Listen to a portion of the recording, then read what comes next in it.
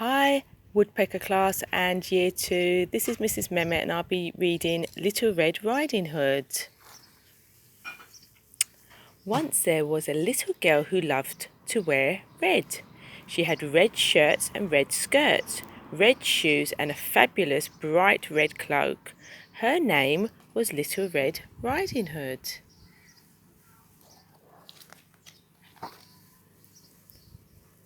Early one morning, Little Red's mother packed up a basket.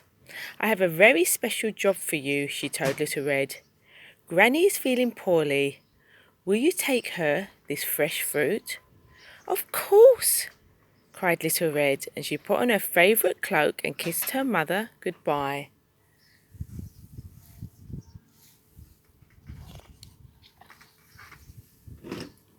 It was a bright sunny day and Little Red skipped through the woods. "Good morning," she called to the rabbits and the deer. "I'm bringing Granny a special surprise." But someone was peeping from behind a tree.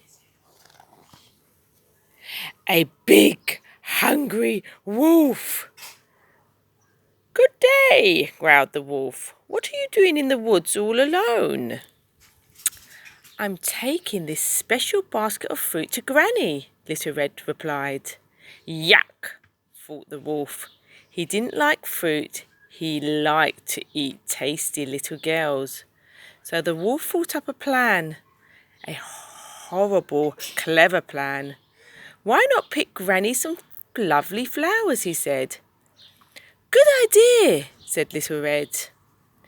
But as she started gathering daisies, the wolf raced down the path towards Granny's house. "You liking our story, Simba?" Oh. The wolf knocked on Granny's door with a thud, thud, thud. "Is that you, Little Red, my dear?" called Granny. "Yes," squeaked the wolf. "Let me in, it's breakfast time." "Oh, goody," said Granny, opening the door. "What are we having for breakfast?" "You!" cried the wolf. "Ah!" yelled Granny. "You're not Little Red!" And she slammed the door right on his big furry nose. "Ow!" howled the wolf. Quick as a flash, Granny ran out of the back door and into the woods to find help. "Horrid old Granny," the wolf growled, rubbing his nose. But now he could put his terrible plan into action. So when Little Red knocked, tap, tap, tap, on Granny's door, it was a deep, scratchy voice that answered. "Come in, my dear." Little Red walked into Granny's bedroom and stopped in surprise. "Why, Granny," she said slowly, "what big ears you have!" "They're better to hear you with, my dear," croaked the wolf. "And Granny," Little Red said carefully, "what big, hairy arms you have!" "They're better to hug you with, my dear," growled the wolf. "But Granny," Little Red whispered, "what big teeth you have!" "The better to eat you with, my dear," snarled the wolf, and he pounced at Little Red.